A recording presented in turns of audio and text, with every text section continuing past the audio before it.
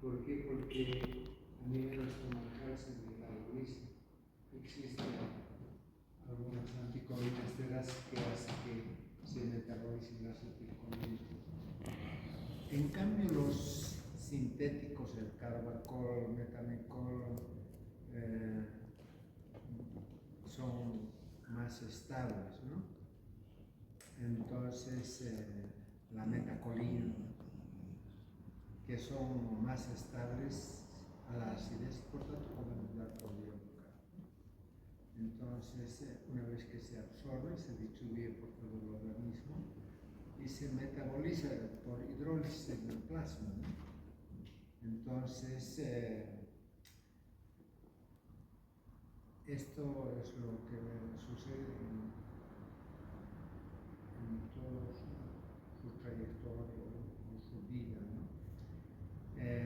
El carbacol, el metamicol, la metacolina son metabolizados en el hígado. Sufren también procesos de biotransformación. El carbacol y el metamicol y la metacolina, existe un proceso de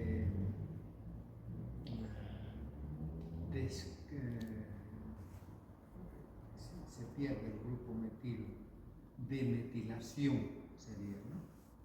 Entonces, y lo que queda se hidroliza, igual que la acetilcolina, y se elimina también por riñón. Incluso se puede excretar tal como se administra una parte. Mecanismo de acción. La acetilcolina, como es un elemento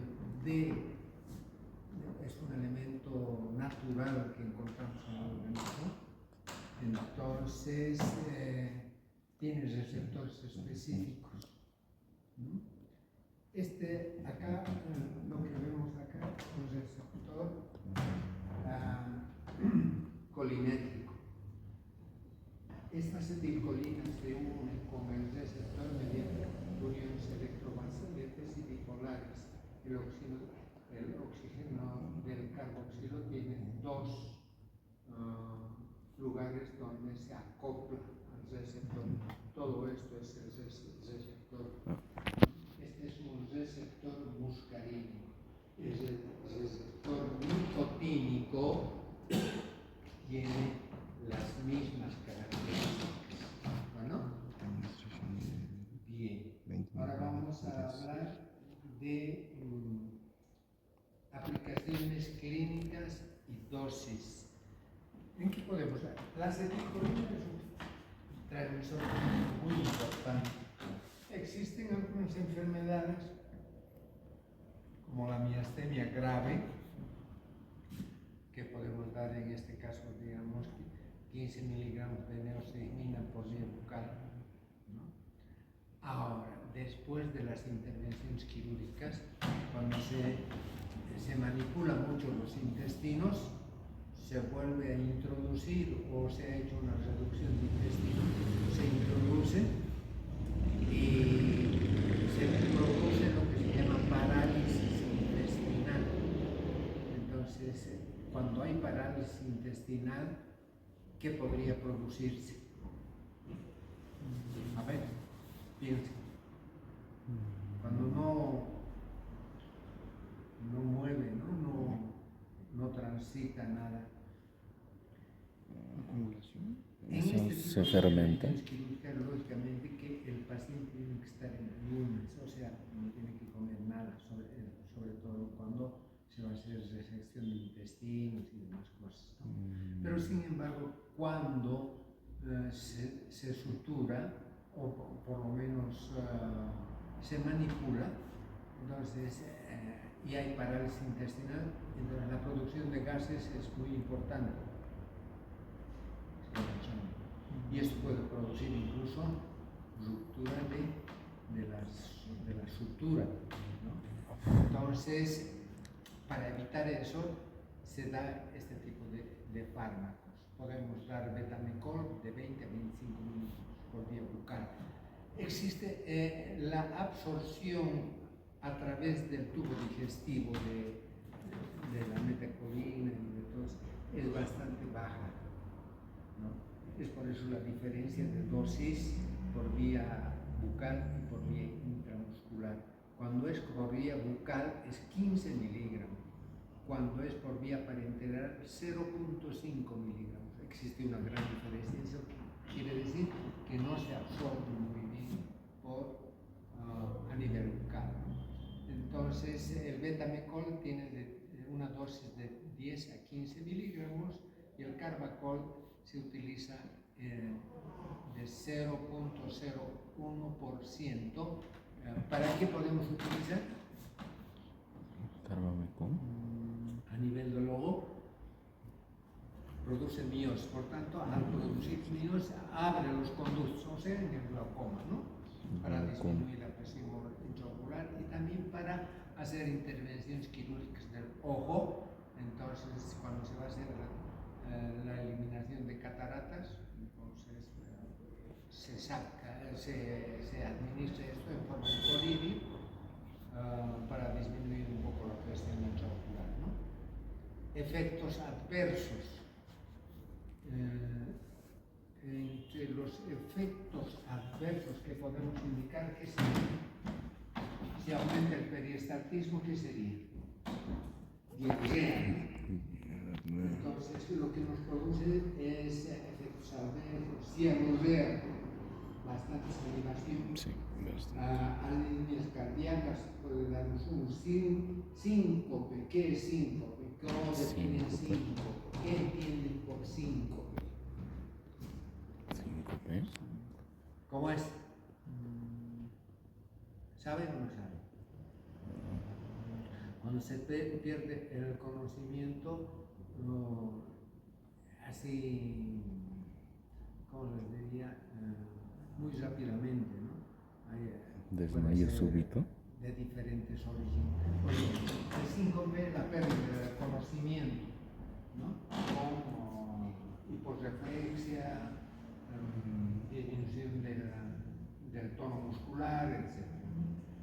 Arritmias cardíacas, calambres, vómitos, asma, diarrea, ¿no? Diaforesis, ¿qué es? Diaforesis, aforado. Diaforesis es la sudoración extrema, ¿no? Algunos sin hacer ejercicio están chorreando de transpiración y así. Irritación a nivel del ojo. Contraindicaciones, ¿en qué caso nos vamos a dar? En el asma, ¿no? Porque contrae los bronquios. La adrenalina relaja, ¿no? Abre los bronquios. En cambio, la acetilcolina, ¿qué va a hacer? Va a producir asma. Puede producir úlceras pépticas, insuficiencia cardíaca aguda, ¿no? En el hipertiroidismo, ¿no? Después por funciones intestinales y urinarias. En el Parkinson está contraindicado. Después hipertensión sistémica.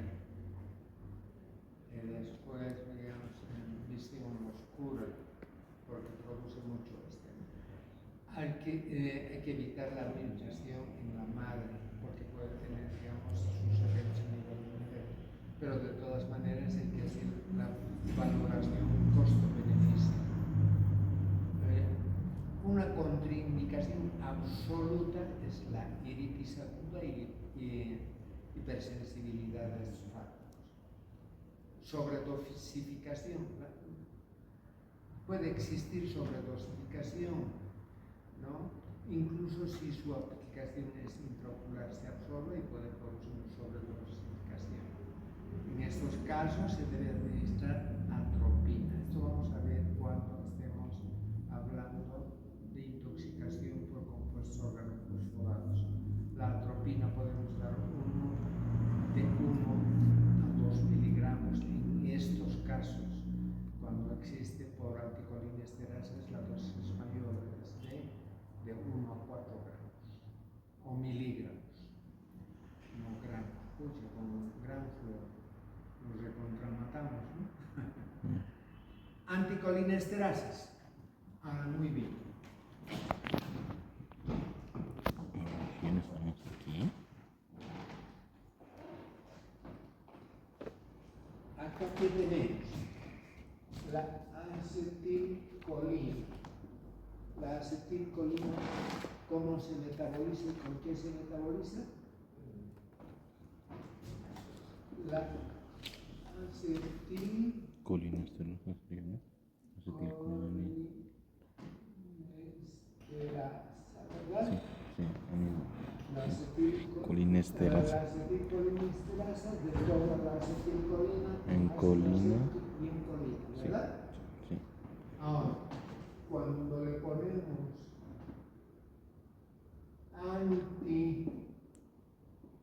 anticolinesterasa, ¿qué será? Pues no se desdoble. Evita el desdoblamiento. ¿Ah? El desdoblamiento no se va a dar.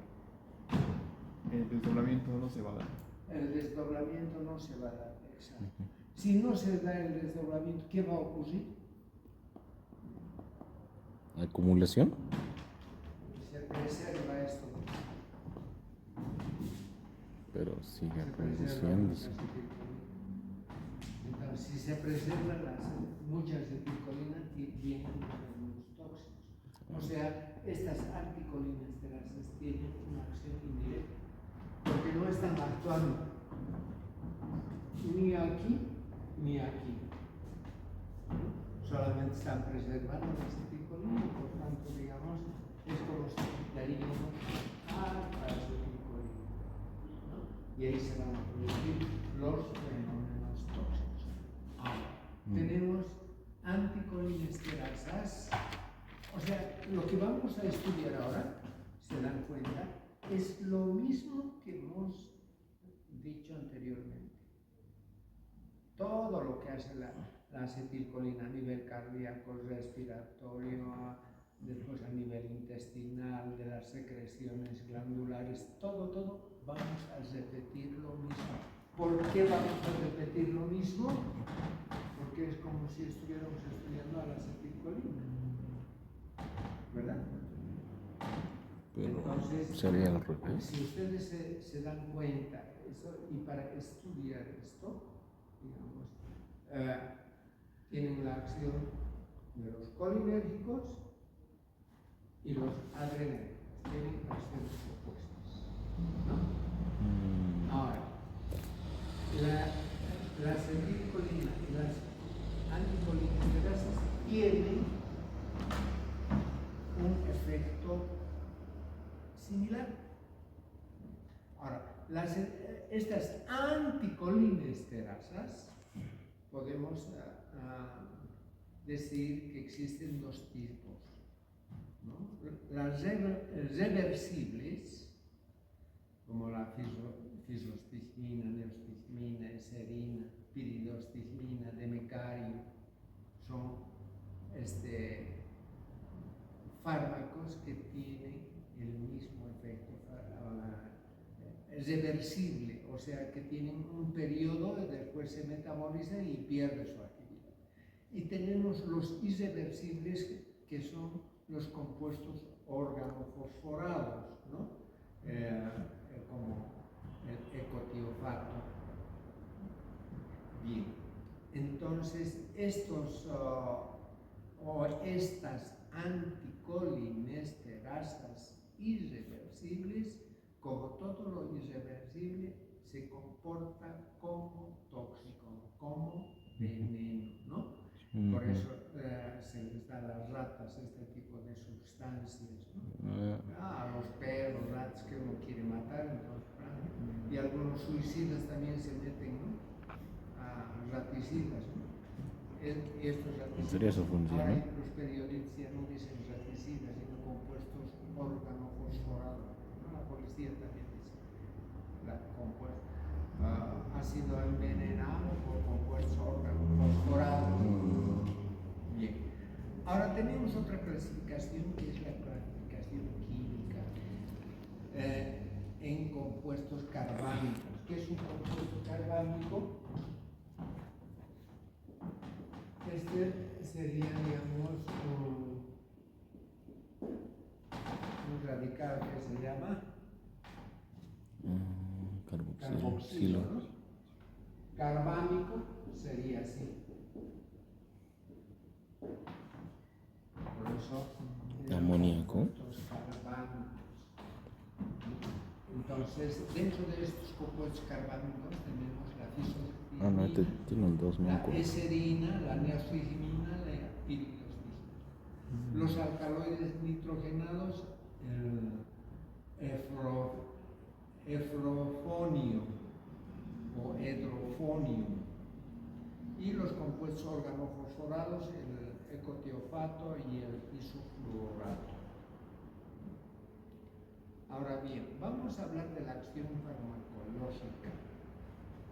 ¿Qué va a ser su acción farmacológica? Es lo mismo que hemos estudiado para la acetilcolina, ¿no? Entonces, pero sin embargo, podemos dividir este estudio en su acción muscarínica y nicotínica, lo mismo que hemos estudiado para la acetilcolina, ¿no? Entonces, acción a nivel del ojo, ¿qué va a hacer? A ver, a nivel del ojo, ¿qué hace? ¿Qué hace la acetilcolina? Bueno, meiosis, ¿no? Meiosis. Miosis, ¿no? Meiosis. Y al producir miosis, ¿qué efectos beneficios va a tener? Abre los conductos de drenaje de Fontan y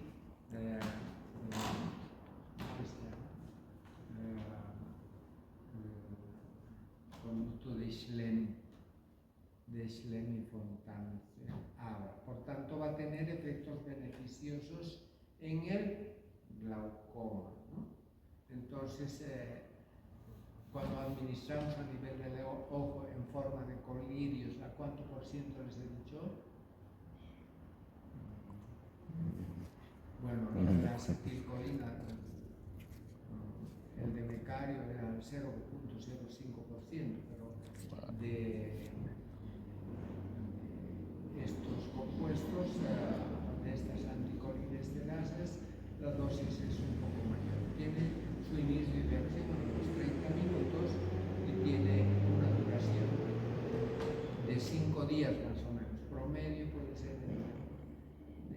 5 días de promedio, ¿no? Entre 5 a 10 días de acción.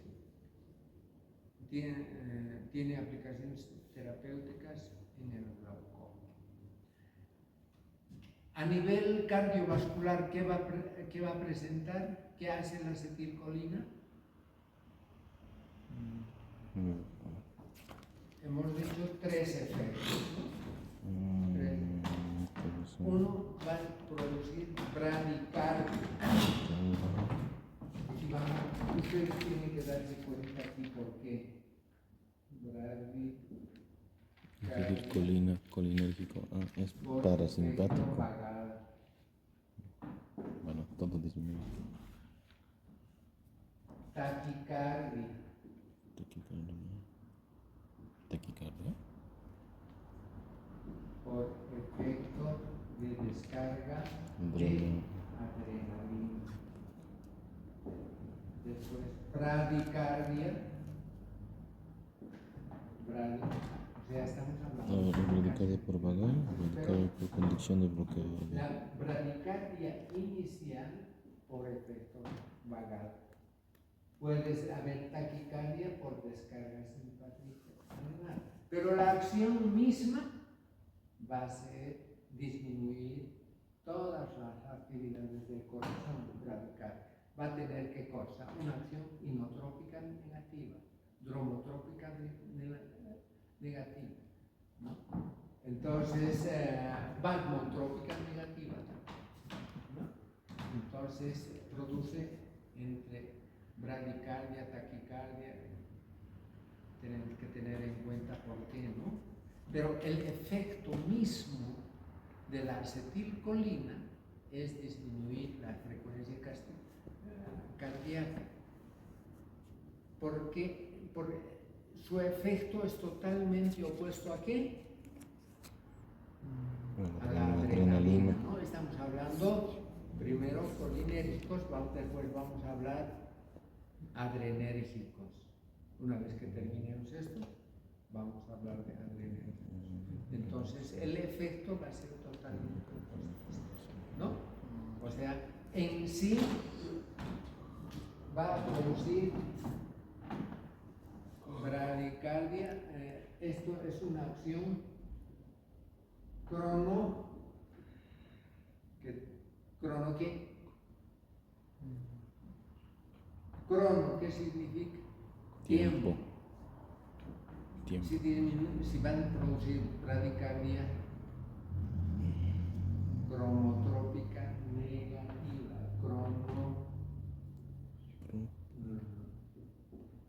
trópica negativa, inotrópica,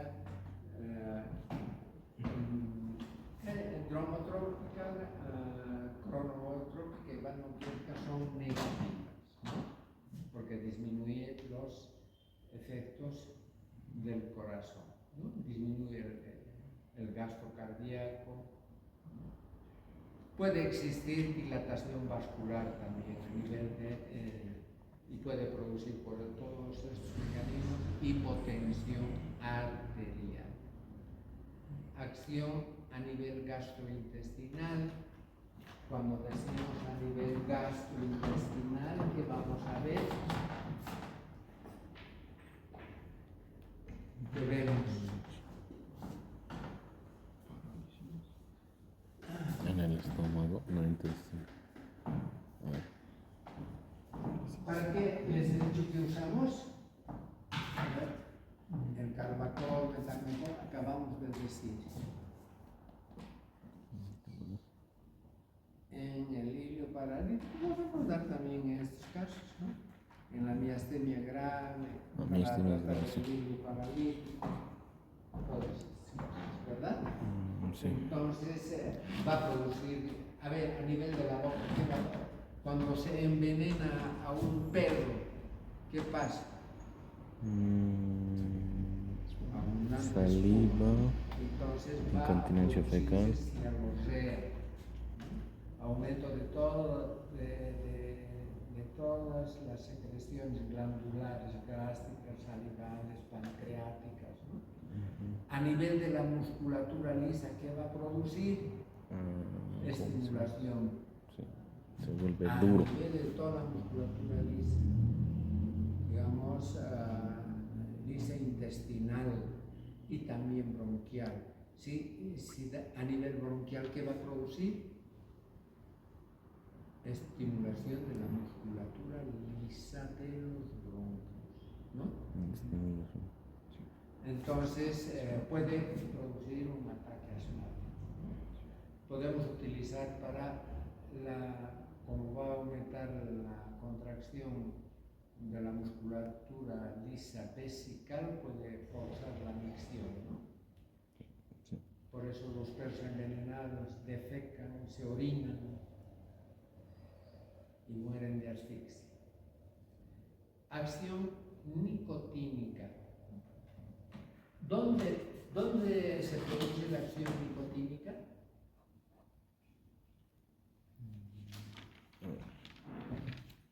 Tenemos acción nicotínica y muscarínica, ¿verdad? Clínica y muscarínica. Los receptores muscarínicos de la acetilcolina, ¿dónde se encuentran? En los intestinos, en los bronquios, en la vesícula, en la vejiga, en los vasos sanguíneos. Los nicotínicos están en los músculos entonces. Tenemos tres tipos de musculatura, ¿no? ¿Cuáles son?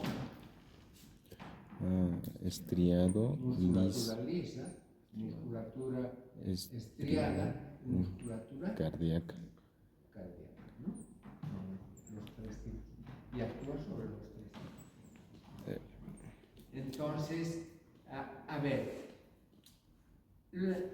los receptores nicotínicos, ¿dónde se encuentran? ¿El cerebro?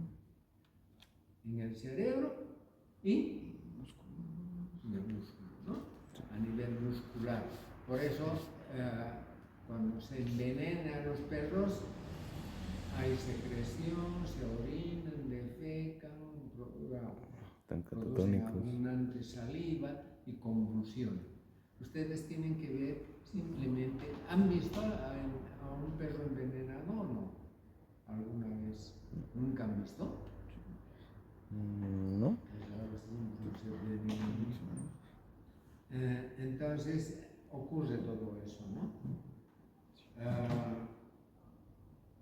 Entonces, la acción nicotínica es a nivel del cerebro y a nivel de la musculatura. A nivel de la musculatura, la acetilcolina, si tenemos una abundante acetilcolina por acción de las anticolinesterazas, ¿qué va a producir? Perdón. Decía, va a producir contracción muscular, ¿no? A dosis normales, entonces va a producir, damos así, va a producir mioclonía, ¿no? Como Parkinson prácticamente, ¿no? Después, ¿qué más?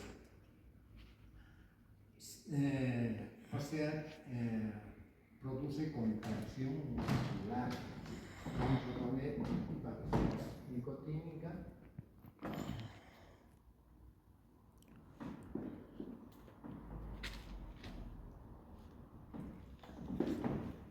¿Cómo se produce la contracción muscular? Aquí tenemos la actina y la miosina, ¿verdad? O sea, esto es así.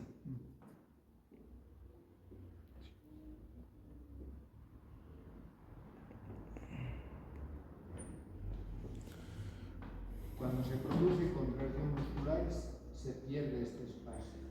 Parece muy bien. Así. Cuando se relaja, este espacio aumenta. ¿Verdad? Esto por acción de la acetilcolina. ¿Y esto por qué se produce? Por intercambio de sodio-potasio, es igual que el nervio, ¿no? Sodio-potasio. Porque existe, digamos, una despolarización. Se contrae el músculo por despolarización.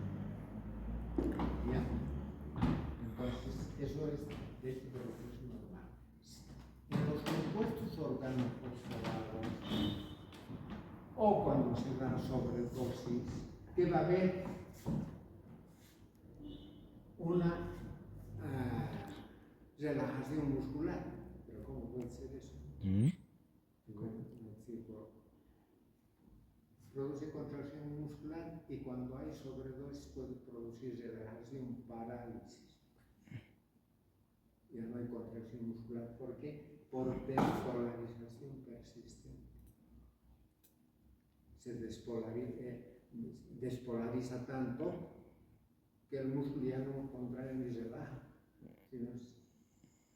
Eso se llama efecto. Sí, pasaba por tiempos, ahora ya no pasa y ahora pasa todo de uno. Ahora, tenemos dos tipos de fármacos curarizantes.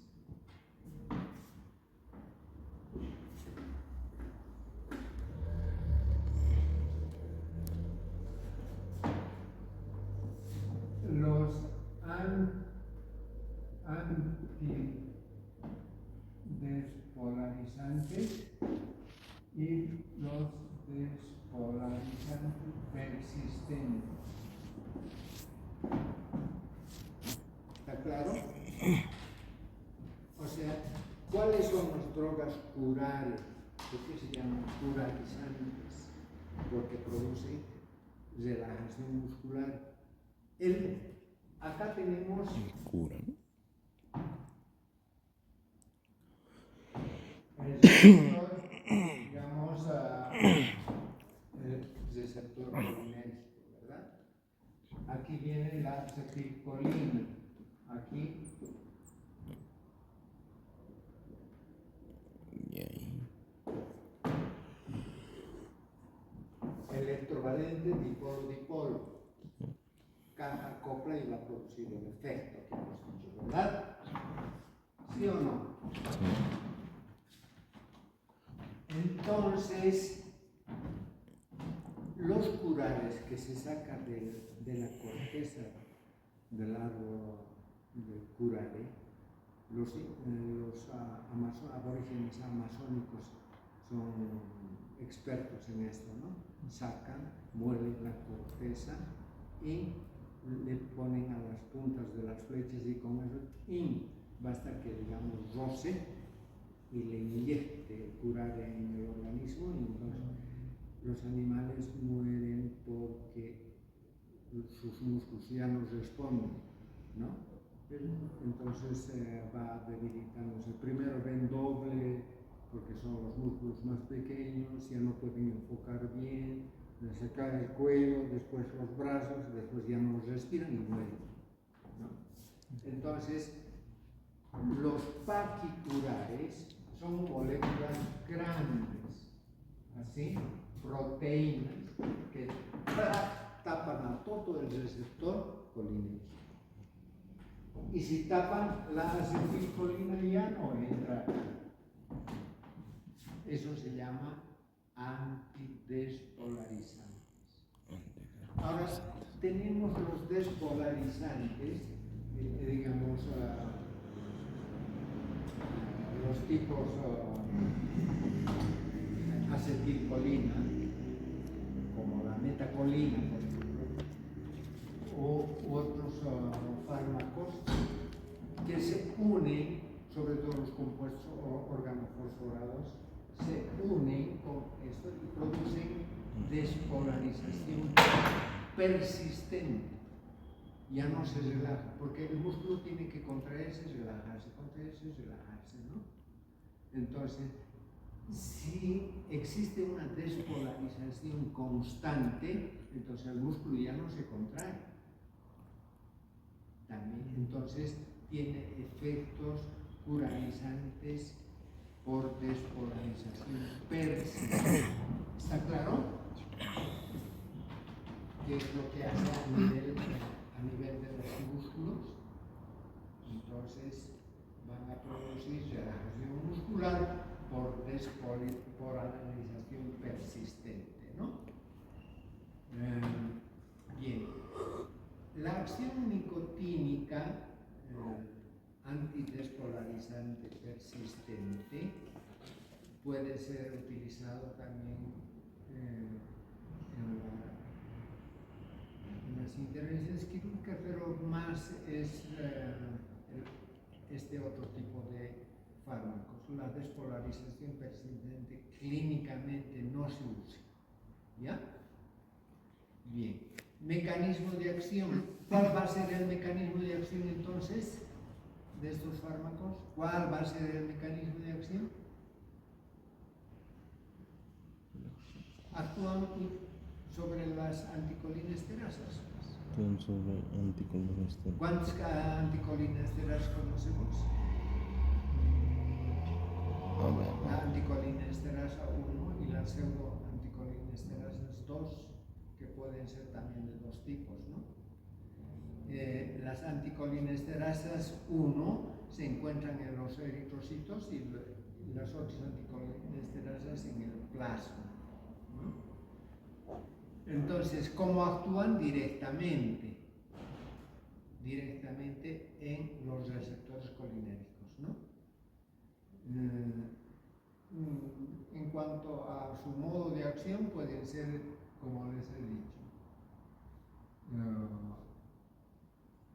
no actúan directamente, les he dicho, ¿verdad? Actúan impidiendo a las enzimas, a estas anticolinesterasas 1 y 2.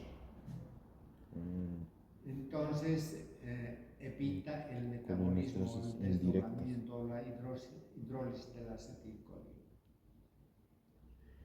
De tal manera que la acetilcolina sigue actuando, ¿no? Entonces, a nivel de los músculos esqueléticos, si damos más, va a producir ¿qué? Convulsiones, ¿no? Incluso puede producir, digamos, contracciones fasciculares ¿Cómo son las contracciones fasciculares? ¿Han tenido alguna vez o no? Son como tetanía. Así tiembla, ¿no? Parte de...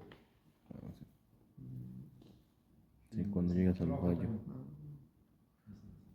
cuando uno está muy nervioso, puede haber contracciones de tipo fascicular, ¿no? Ah, eso, pero es de Entonces podemos observar esto claramente en los cobayos. Aquí tenemos gráficamente, en cuanto al mecanismo de acción, esta es la colinesterasa.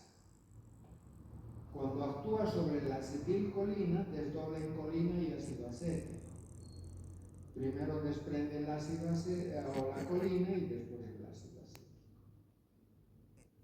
Esto es esta es una colinesterasa.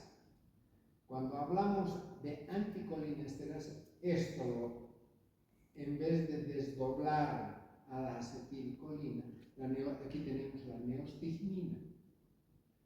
La neostigmina, que es una colinesterasa, ¿de qué tipo? Reversible. ¿Cuál es la anticolinesterasa irreversible? El ecotiofato, ¿no? Entonces, aquí tenemos la acetilcolinesterasa y aquí tenemos la neostigmina. En vez de desdoblar la acetilcolina, va a desdoblar a esta neostigmina. ¿Cómo desdobla? Así, primero, por el grupo carbánico va a producirse un enlace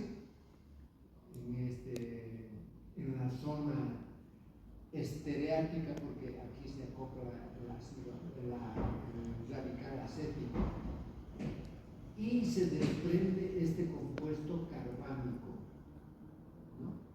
O sea, se queda aquí en este receptor y deja libre la hidroxifenil trimetilamonio. Miren cómo estoy leyendo. Hidroxifenil trimetilamonio. Entonces, y después esto se desprende. Entonces, por eso se llama anticolinesterasa irreversible. ¿Tiene acción competitiva con quién? ¿Con quién tendrá esta acción competitiva?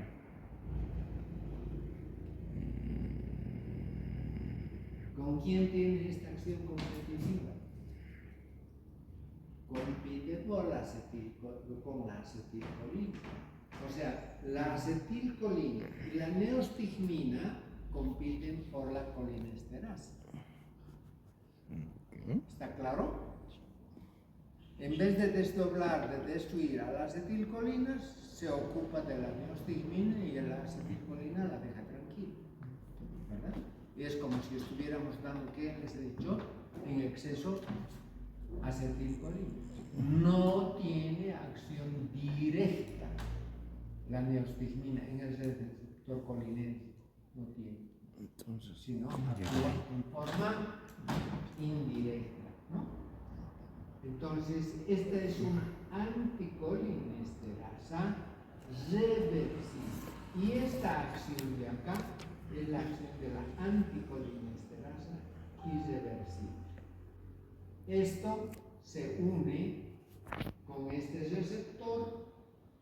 ¿Por qué se llama compuesto organofosforado? Fosforado, porque tiene fósforo. Compuesto orgánico. Entonces, este elemento fosforado se une en forma irreversible covalente. ¿Qué quiere decir? Unión química fuerte, ¿no? Se une con esto y lo arruina totalmente a la colinesterasa y empieza a haber acetilcolina en abundancia, ¿no? Que va a producir no se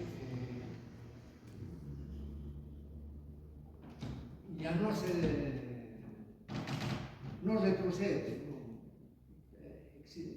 Existe una acción permanente, ¿no? Bien. Farmacocinética. Las anticolinesterasas son desdobladas por las colinesterasas, ¿no? Entonces, estas colinesterasas van a actuar sobre la neostigmina. Estas anticolinesterasas son estables. Las reversibles tienen una acción, digamos, temporaria, puede ser de 1 hora y media a 3 horas, no va más allá. Se absorbe a nivel gastrointestinal y nos va, cuando administramos por vía intramuscular, se absorbe de forma rápida. ¿Qué les decía en cuanto a la dosis vía bucal parenteral? ¿Qué les decía? Que se absorbe poco a nivel intestinal. Por eso es la gran variación de dosis. La dosis bucal son 15 miligramos. La parenteral 0,5 miligramos. ¿Verdad? Eso quiere decir que se absorbe poco, ¿no? Se une con las proteínas, se metaboliza en el hígado y su efecto máximo está entre los 20 a 30 minutos. Se excreta por vía renal casi la mitad. Aplicaciones terapéuticas. En oftalmología, ¿para qué va a ser? ¿Qué hace? Por el glaucoma. En el glaucoma. Para eso nos sirve, para el tratamiento del glaucoma. Después, ¿en qué otros casos más hemos dicho? A nivel del ojo se da como colirio 0,5%, ¿no? En gotas de 0,5%. A nivel gastrointestinal, en la parálisis, ¿no? En el hilio paralítico, en la retención urinaria, todo lo que hemos visto. Entonces podemos dar del 0,5 a 1 miligramo en estos casos por vía intramuscular. Si daríamos por boca sería 15 miligramos, ¿verdad? En la miastemia grave, ¿qué es la miastemia grave? ¿Cómo se llama?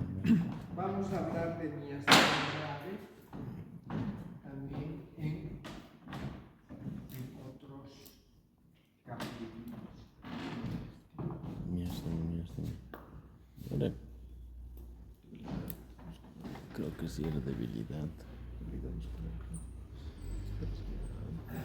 Creo, o era que estaba catatónico, tenía tenacidad.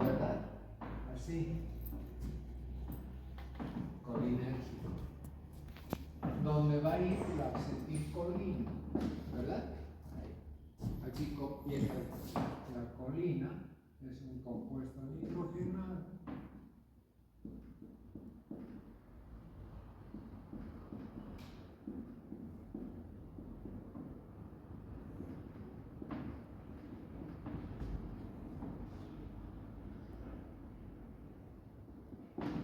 Así es la acetilcolina. Esto se une con esto por electrovalencia y esto por dipolar, estos oxígenos, ¿no? Uno va aquí y otro aquí. ¿De acuerdo? Ahora, cuando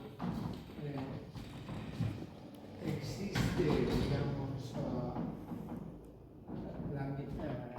la miastemia grave, entonces estos receptores se destruyen.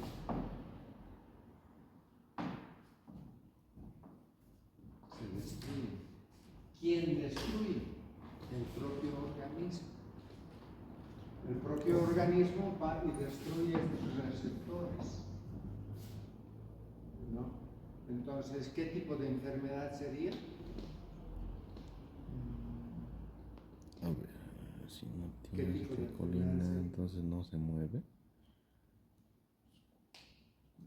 Autoinmune, pues. Porque hay enfermedades autoinmunes que el organismo produce anticuerpos que van a destruir las articulaciones, como ocurre en la artritis. Algunos van a destruir el hígado, van a producir cirrosis hepática autoinmune, van a destruir las válvulas del corazón, también pueden, porque se parecen mucho. En caso de las miastenias, son anticuerpos que van a destruir los receptores colinérgicos, los receptores de la acetilcolina. Como consecuencia, ¿qué va a haber? O sea, si ustedes se dan cuenta, todo puede ser deducción, basta que aprendan, digamos, la clave. Ustedes aprenden la clave y pueden deducir. Entonces, si la miastenia grave destruye el receptor, ¿cuál será el efecto? Parálisis. Parálisis. O sea, no hay contracción muscular, ¿no? Entonces existe relajación muscular. Entonces, ¿qué pasa? Los primeros músculos en ser afectados, tanto por el curare como la miastenia grave, son los músculos más pequeñitos del organismo. ¿Cuáles son estos músculos más pequeños del organismo? Los del oído. ¿Cuáles son? Los del ojo, pues. Por eso cuando uno chupa, lo primero que descoordina son los músculos pequeños. Porque cuando uno chupa alto, así, ¿por qué? Porque no hay coordinación muscular, no hay equilibrio, ¿no? Por eso es esto. Entonces, cuando se da estos fármacos, por eso el borracho, lo primero que ve doble, ya está viendo doble, dice, ¿no? Porque esos músculos ya están descoordinando. Lógicamente después va al resto de los músculos, ¿no? Esta incoordinación. En la miastenia lo mismo pasa. Primero no ve doble. Después hay ptosis palpebral. No puede ver, ¿no? Después. Y por último se muere por asfixia. En ese caso damos anticolinesteras para preservar la acetilcolina, para que exista mayor acetilcolina y actúe sobre los receptores que quedan todavía sanos. Entonces, pero como es una enfermedad progresiva, autoinmune, va destruyendo todos estos receptores y hay debilidad muscular, nada de eso, ¿no? Entonces, en estos casos podemos dar, digamos, neotigmina, podríamos dar 4 veces al día. Pero eso es, digamos, también podemos dar por día parenteral 0.5 miligramos, ¿no? Pero así pasa. Aplicaciones en oftalmología, después en la miastenia. En otros casos, como antídoto en el envenenamiento por flechas de los indígenas, ¿no? Por bloqueantes neuromusculares no despolarizantes. Tenemos la succinilcolina, que es también un fármaco. Como ustedes serán, aquí, miren, hasta fenómeno, acetilcolina, succinilcolina. Succinil. Acetilcolina y succinilcolina, ¿verdad? Se parecen mucho, Entonces, químicamente también se parecen mucho, que van a tener igual acción. ¿Cuál es la acción? Contracción muscular, ¿verdad? Pero la succinilcolina va a producir una contracción muscular permanente, va a producir una despolarización persistente. En cambio, esta va a producir despolarización temporal. Por tanto, y los curales son antidespolarizantes que también producen relajación. Los antidespolarizantes y los despolarizantes persistentes van a producir relajación muscular. Ambos. ¿Entiende?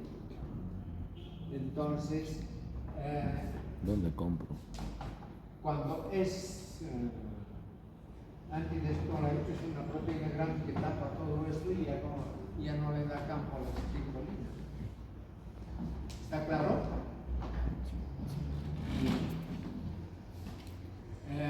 Vías de administración puede ser la bucal o parenteral. La neostigmina, fidostigmina 0.5 intramuscular y la fisostigmina al 0.5%. ¿No? En la miastemia grave 15 miligramos, 15 miligramos o 0.5 por parenteral, ¿no? Bien. Vamos para prevenir el hilio paralítico, o sea, después de una intervención, les he dicho que se hincha la panza, ¿verdad? Entonces, para que uno bote los gases de la hinchazón de la panza, damos 0.25 miligramos de neostigmina. Puede ser después de las cirugías, ¿no? Toxicidad. Entonces, las manifestaciones tóxicas podemos ver a nivel gastrointestinal que va a haber diarrea, ¿no? Cólicos, diarrea, náuseas, vómitos. Oculares, visión borrosa por miosis, ¿no? O sea, ¿qué pasa con el ojo? Cuando estamos, como en este caso, medio de tinieblas, la pupila está dilatada para que capte la mayor cantidad de rayos luminosos posibles por parte de la retina, ¿no? Cuando hay demasiada luz, entonces se contrae. Es reflejo esto. ¿No ves? Ni siquiera nos damos cuenta si la pupila se está dilatando o se está contrayendo, ¿verdad? Entonces, si va a producir una miosis persistente, va a producir visión borrosa. A nivel cardiovascular, radical. A nivel de las secreciones glandulares, abundante secreción. A nivel de los músculos, puede ser contracción o relajación, dependiendo si es persistente o no es persistente, ¿no? A nivel respiratorio, ¿qué va a producir? Broncoconstricción, espasmo, ¿no? Bronquial. A nivel urinario va a producir aumento de la micción, ¿verdad? Sí. ¿O no? Sí. Sí.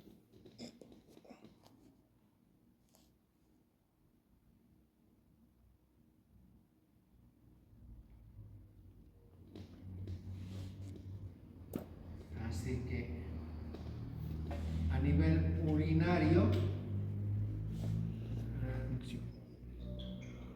después a nivel del sistema nervioso central, ¿qué va a producir? Confusión mental, ¿no? Tratamiento de la intoxicación. Entonces, ¿qué damos cuando se intoxica? Tenemos que dar fármacos.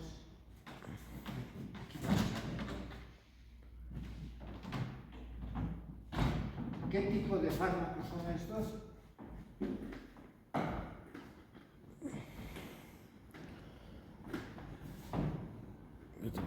¿Son colinérgicos?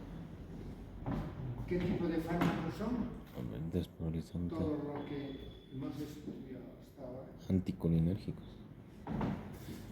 Todo lo que estamos hablando era anticolinérgicos, ¿no? Colinéricos. Colinérgicos. Bueno, Los colinéricos, ¿por qué se llaman colinéricos? Porque utilizan acetilcolina. Por eso. Si tenemos intoxicación por colinérgicos, ¿qué vamos a dar? Anticolinester. ¿Verdad? Anticolinérgicos. Si nos van a producir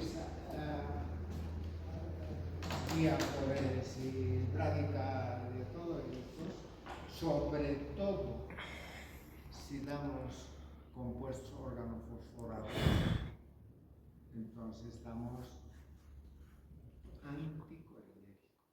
Los anticolinérgicos tipo atropina.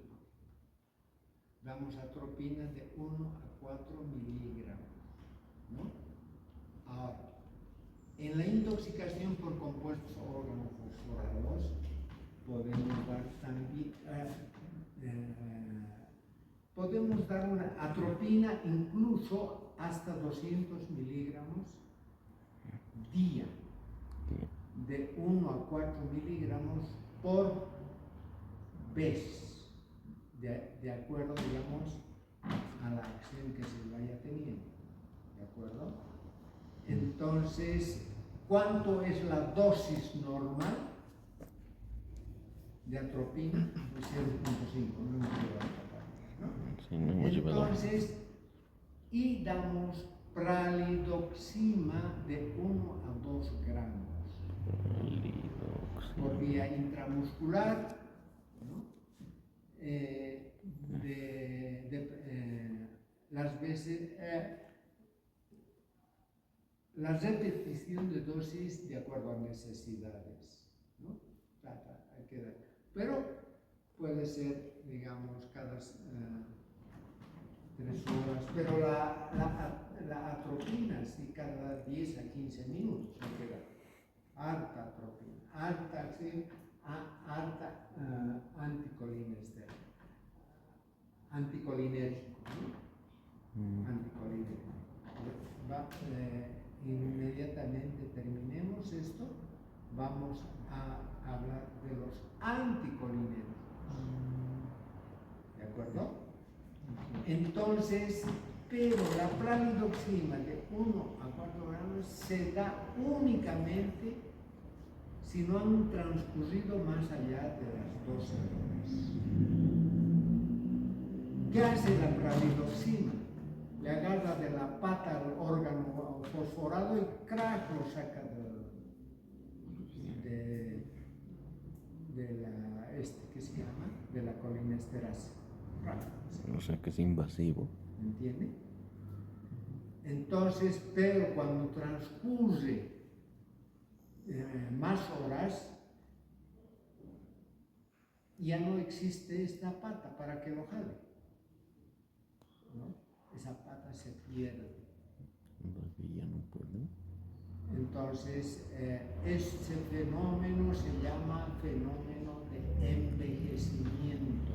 Es un radical oxidrilo la pata, ¿no? Por donde podría acoplarse con la pralidoxima y lo saca así. ¿Está claro? Entonces, no se da más. Si se da después de las 24 horas de intoxicador, ya no le hace ningún efecto, ¿no? Entonces, la pralidoxima actúa a nivel periférico, carece de la acción a nivel central. Después podemos dar, digamos, suero entre 1 a 2 litros con bicarbonato de sodio para eliminarlo en forma importante. Eso es una diuresis. Bien, con esto hemos terminado lo que son los fármacos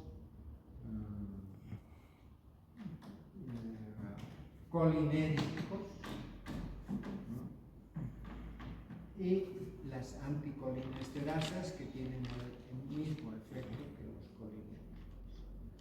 Ahora vamos a hablar el día miércoles de los anticolinérgicos, que también se conocen con el nombre de